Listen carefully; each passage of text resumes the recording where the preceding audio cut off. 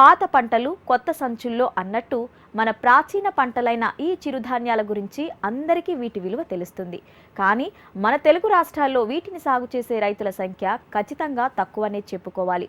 ఇందుకు కారణం ఇప్పటికీ మన రైతులు ఎక్కువ శాతం వరినే పండిస్తున్నారు. అలా కాకుండా చిరుధాన్యాలను సాగు చేస్తే రైతు ఇంట్లో సిరులు కురిసి మంచి ఆదాయం వస్తుందని సంగారెడ్డికి చెందిన యువ రైతు క్రాంతి నిరూపిస్తున్నాడు.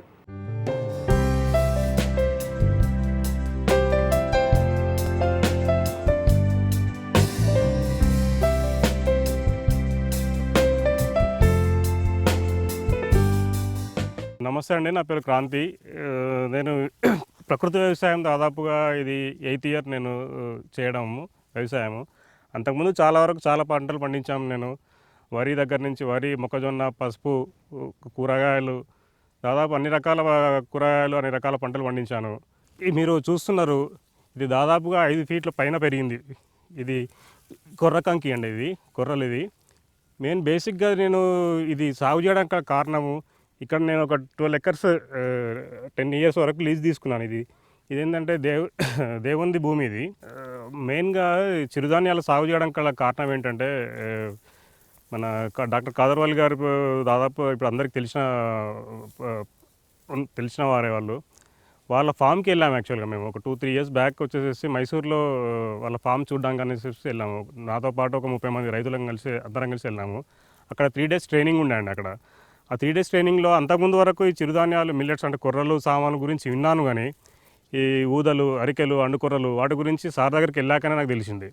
సో దాని ఇంపార్టెన్స్ అంటే మన మిల్లెట్స్ ఇంపార్టెన్స్ కూడా నాకు సార్ దగ్గరికి వెళ్ళాక ఆ 3 days ప్రోగ్రాంలో సార్ తోటి డైరెక్ట్ 1-to-1 ఇంటరాక్షన్ ఛాన్స్ దొరికింది. కాబట్టి ఆ రోజు సారు ఆ సాగు వివరాలు ప్లస్ వీటి యొక్క ఇంపార్టెన్స్, చిరుధాన్యాలు ఎంత మంచి వరింబడి మన యొక్క ఈ పూర్వకాలపు ఈ కొర్రల్ని, సామాన్లని, అరికెల్ని, అండుకొర్రల్ని ఎందుకు మనము పాడు చేసుకొనేసేసి ఇప్పుడు మళ్ళీ మనం హెల్త్ పాయింట్ ఆఫ్ వ్యూలో మళ్ళీ ఒక భూమిలాగా ఇప్పుడు చిరుధాన్యాలు అంటే ఇప్పుడు మళ్ళీ ఒక భూమిలాగా స్టార్ట్ అయింది. ఇక్కడ మీరు చూస్తున్నారు, ఇక్కడ ఈ క్రాప్ ఎంత ఉందో దాదాపు 5.5 feet హైట్ వచ్చింది. మీకు ఇక్కడ కంకి అయినా సరే, మనకి కంకి చూసుకున్నా కూడా చాలా లావుగా వచ్చిందండి. కంకి కూడా లావుగా వచ్చింది. మనకు ప్రతి ఒక్క మొక్కకు ఒక కంకి ఉంది ఇక్కడ. దాదాపు మనకి ఇక్కడ కూడా మేము చేసిన పద్ధతి ఏంటంటే ఇక్కడ కూడా వెదజల్లినాం. ట్రాక్టర్ తోటి కొట్టేసేసి, ట్రాక్టర్ తర్వాత వెదజల్లేసేసి దానిపైన రొట్టెబెట్టతో కొట్టేసాము. అందరూ అనుకుంటారు కలుపు కలుపు కలుపు అని చెప్పేసి. ఇక్కడ కలుపు ఉంది ఇక్కడ, కానీ మీరు కంపేర్ చేసుకుంటే కలుపు కన్నా ఎక్కువ మనకు ఈ కొర్ర అనేది పెరిగింది ఇక్కడ. దీనివల్ల ఏమైంది, కలుపును కూడా మనం డామినేట్ చేస్తూ మన పంట పెరిగింది ఇక్కడ. చిరుధాన్యాల పంటల సాగులో అందరికీ అవగాహన పెరగాలనే ఉద్దేశంతో తన స్నేహితుడి దగ్గర 12 ఎకరాల భూమి లీజుకు తీసుకొని ఈ పంటల్ని సాగు చేస్తున్నానని అంటున్నాడు. ఇందులో వెదజల్లే పద్ధతితో పాటు మరికొన్ని సాలు పద్ధతిలో విత్తనం వేసుకున్నారు. మొదట్లో వచ్చిన 2 వర్షాల నీరు ఈ పంటకు సరిపోయిందని, అంతకు మించి ఈ పంట సాగులో ఎలాంటి ఖర్చు చేయలేదని రైతు అంటున్నాడు. ఇది టోటల్గా 12 ఎకర్స్ అండి. ఇది 12 ఎకర్స్లో వచ్చేసి మేము కొర్రలను ఊదలేసాం. యాక్చువల్గా దీంట్లో స్టార్టింగ్లో మామూలుగానే మనము కల్టివేటర్ తోటి చేసుకొని వేసేసి, ఇది మనకేంటంటే సాల్కి వేసుకోవచ్చు, బ్రాడ్కాస్ట్ చేసి వేసుకోవచ్చు. కానీ ఇంత చాలా పెద్ద ఎక్స్టెంట్ కదా, మనం సాల్కి వేసుకుంటే వీడింగ్కి ప్రాబ్లం అవుతుందని చెప్పే ఉద్దేశంతో మేము అట్లా వేయకుండా, కానీ అంటే అట్లా వేయకుండా కూడా మీరు ఇప్పుడు చూస్తున్నారు పంటను మనకు కలుపు కన్నా ఎక్కువ డామినేట్ చేస్తూ మన యొక్క పంట పెరిగింది. ఈ పంట పెరగడం కూడా కారణం ఏంటి అంటే టైంకు ఎంతో కొంత వర్షాలు పడ్డాయి. దానికన్నా ముఖ్యంగా ఏంటంటే మన భూమి సాయిల్ ఎంత ఎన్రిచ్ అంటే ఎంత ఫర్టైల్గా ఉందో అని చెప్పేసి తెలియజేస్తుంది. అదే మీరు రసాయనాలు వాడిర్రు అనుకోండి, మీరు దాంతో మీకు భూమి ఖరాబు, దాదాపు పంట కూడా ఖరాబ్ అవుతుంది. మీకు అంత కావాల్సిన ఇల్లు కూడా రాదు వాడడం వల్ల. నేను ఇప్పుడు దీనికి ఏమీ కూడా చేయలేదు. అసలు ఊరు వాళ్ళు వచ్చేసి పరేషాన్ అవుతున్నారు చూసుకుంటా. ఏంటి సార్ ఇట్లా ఇంత మంచిగా వచ్చింది క్రాప్, చుట్టుపక్కల మొత్తం పత్తిలో వేసుకున్నారు వాళ్ళు వచ్చి చూడడము.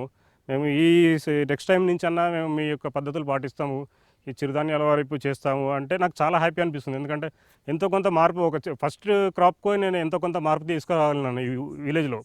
సో ఆ హ్యాపీనెస్ చాలా నాకు బూస్టప్ ఇస్తుంటుంది నాకు. ఇంకా ఇట్లా ప్రతి ఒక్క విలేజ్లో ఏదో ఒక అవేర్నెస్ ప్రోగ్రామ్ పెడుతూ ఎప్పటి నుంచో అవేర్నెస్ ప్రోగ్రామ్స్ పెడుతూ మేము చేస్తూ ఉంటాం. మేము చాలా వరకు భూములన్నీ బీడు భూములుగా పడి ఉంటున్నాయి. అసలు దాంట్లో గవర్నమెంట్ భూములు ఉన్నాయి, దాంట్లో వాటితో పాటు కొనేసేసి రియల్ ఎస్టేట్ భూమి కోసం అని చెప్పేసి ట్రేడింగ్ చేస్తూ ఉంటారు చూసినారా. అట్లా పడేసేసి వందల ఎకరాలు పెద్ద పెద్ద వాళ్ళ దగ్గర చాలా వరకు ఉన్నాయి. వీటిని బీడు భూములుగా ఎందుకు ఉంచాలి? ఇప్పుడు ఇట్లాంటి పంటలను వేసుకుంటే మనకు వచ్చే ఇబ్బంది ఏముంది వాళ్ళకి అసలు? ఇది దీనికోసం ఏమైనా కష్టపడాలనా? ఇప్పుడు మనము మిల్లెట్స్ షార్టేజ్ అని చెప్పేసి మనకి రేట్లు పెరిగేసేసి ఇవన్నీ జరుగుతున్నాయి. అవే కాకుండా అట్లాంటి సిచ్యువేషన్ రాకుండా ఉండాలంటే సిటీ చుట్టుపక్కలనే కొన్ని వేల ఎకరాల బీడు భూములు ఉన్నాయి. ఎంతోమంది పెద్ద పెద్ద వాళ్ళే ఉన్నాయి, గవర్నమెంట్ భూములు ఉన్నాయి. వాటిల్లో మీకు వర్షాకాలం ముందు దున్నేసి చల్లేసేయండి, వచ్చిన పంటను తీసేసుకుంటే అయిపోతుంది కదా. దానివల్ల మనకు కావాల్సిన ప్రొడక్షన్ వస్తూ ఉంటుంది, దానివల్ల భూమి సారవంతంగా ఉంటుంది.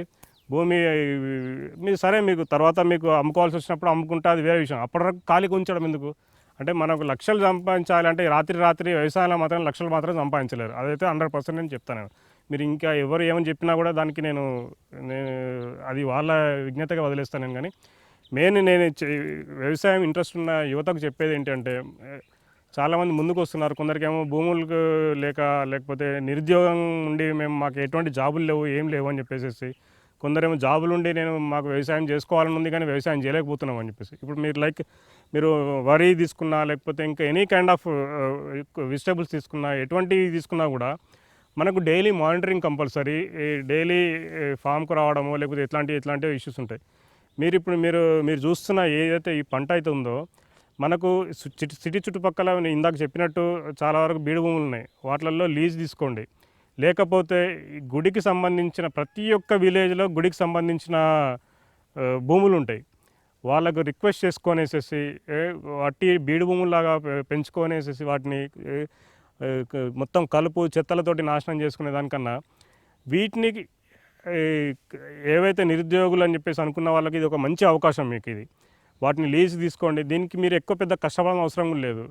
ఫస్ట్ నేను ఇంతకుముందు చెప్పినట్టే దీనికి ఏం చేయాలి, ఎట్లా చేయాలి కథం. మీరు వారంకోసారి వచ్చినా, 10 రోజులకోసారి వచ్చినా ఇగో మీకు పంట ఇట్లా పెరుగుతుంది. దీన్ని వచ్చినాక మీరు హార్వెస్టింగ్ టైంలో మీరు చేసుకొనేసి మీరు తర్వాత మీరు అమ్ముకోవచ్చు. మీకు కూడా ఇది ఒక ఉపాధిలాగా ఉంటుంది. సో ప్రతి ఒక్కరు కూడా ఆ విధంగా ఆలోచించండి. ప్రతిసారి ప్రభుత్వమే ఏదో చేయాలని చెప్పేసి ఆలోచనతో కాకుండా నిరుద్యోగ యువతకు కూడా ఇది ఒక మంచి అవకాశం. చిరుధాన్యాల సాగు మాత్రం 100% నిరుద్యోగ యువతులు ఎవరైనా సరే వాళ్ళందరికీ కూడా మంచి అవకాశంగా నేను భావిస్తున్నాను. ఈ రోజు ప్రసారమైన కార్యక్రమంతో పాటు రైతులకు ఉపయోగపడే మరింత సమాచారం కోసం మా HMTV అగ్రి యూట్యూబ్ ఛానల్ని సబ్స్క్రైబ్ చేసుకోండి. ఇది ఇవాల్టి నేల తల్లి కార్యక్రమం. మరో అంశంతో మళ్ళీ కలుసుకుందాం. నమస్తే.